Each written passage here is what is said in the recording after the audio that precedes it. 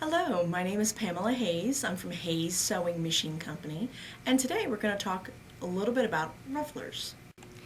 This is a ruffler. You're going to notice with the ruffler, this is a side view, so this would be the front. This is where it will attach to your machine. You'll notice that part of it will actually slide backwards and forwards. That's what makes it ruffle. This is a front view of the ruffler, so this is how you would be looking at it when you have it on your machine. You'll see how there are 4 slots. One that's starting from to the far right, it has a number 1. Next one over has a 6, a 12, and it'll either have a 0 or a star. To change the ruffler, you simply raise that metal piece until the tongue comes up through the slit.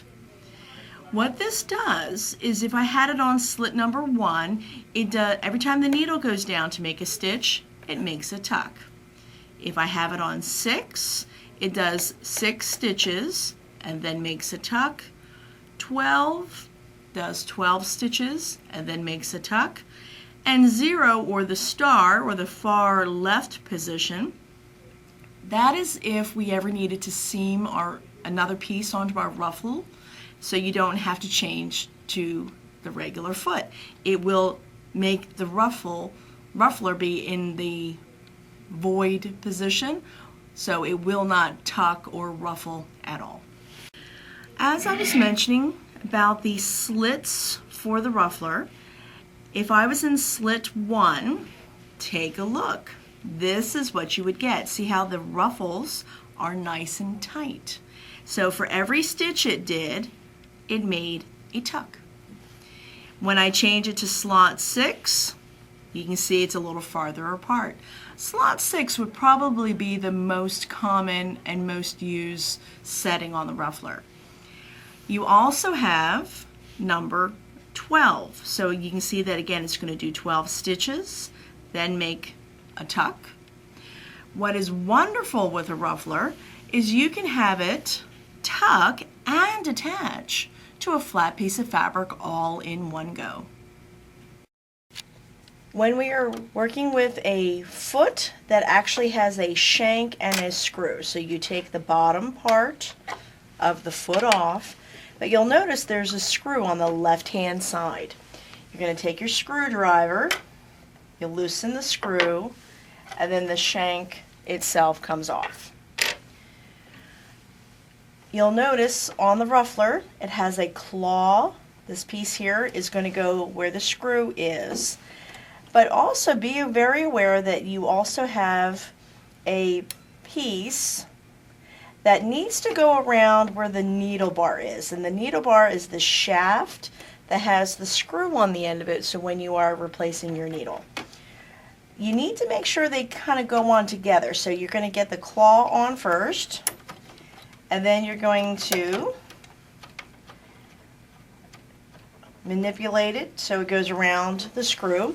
Now when you're working with it, you notice how I get it on, and then you do have to tighten it with your screwdriver. Hand tightening it is not good enough. If you are working with a Bernina sewing machine and you need to put the ruffler on, you're going to notice that there's a clamp that the regular foot drops off. And with the ruffler, you have an inverted Bernina cone. And then you also have this claw piece, or this U-shaped piece, that must go around the needle bar shaft. So this is going to be where your, it's what they call needle clamp screw, and the ruffler is going to go into this section. Easiest thing to do is you're going to tilt the ruffler a little bit. You're going to get the claw piece on first, and then you bring the foot up and you clamp it down on the side, just like you would your regular foot. Once the ruffler is installed on your machine, you're going to notice one particular part of it. You notice how one section of the foot will kind of rock backwards and forwards.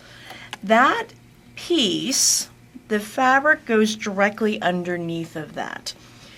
And if you try to gently put it in from the front, you'll notice that it's going to fight you. So we want to take and grab with your hands front and back, and you're just going to guide it in from the side. Kind of do it at a little bit of an angle, and remember, you're in charge. Once you have your fabric placed in the ruffler, and you can see how again it's underneath this metal piece, and you've chosen the position or how many tucks you wish, at this point be very certain that the foot is down. It is something that it is a very easy thing to forget. Once you have the fabric in, the presser foot lowered, you also want to make sure your machine is set up for center needle straight stitch. And how I check that, just to double check, is I rotate the needle down to make sure it clears the foot. Right now I have it set on slot 1, which means it's going to give me a very tight gather. You'll notice that every stitch that the needle makes, look how nice and tight that is. This is really good for sheer materials, lace materials. I have now placed it in position 6.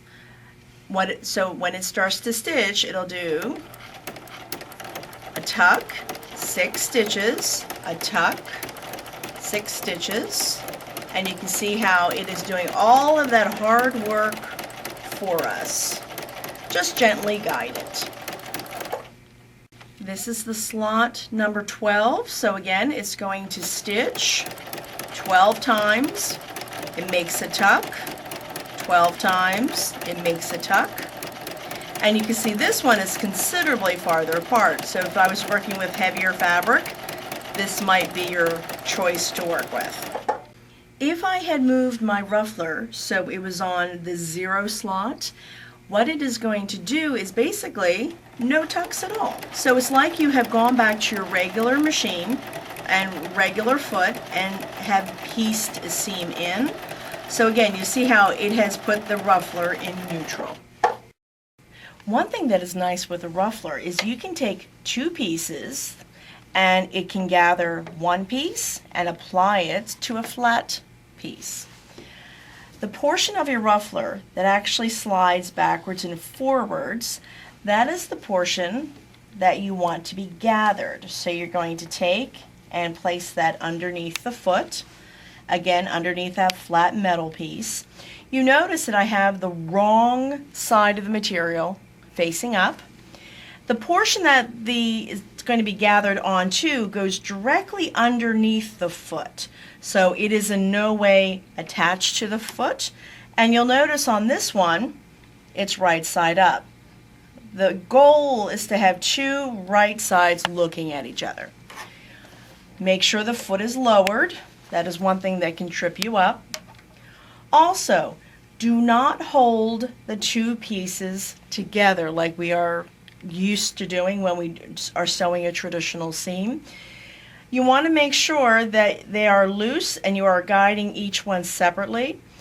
If you do not, it is very difficult to guide the material. I have my slot of my ruffler set on 6, and you'll notice the top portion will ruffle. The bottom portion is just along for the ride. It will not in any way gather. And then when you open up the 2, take a look. You have a beautiful ruffle and it's attached to a flat piece.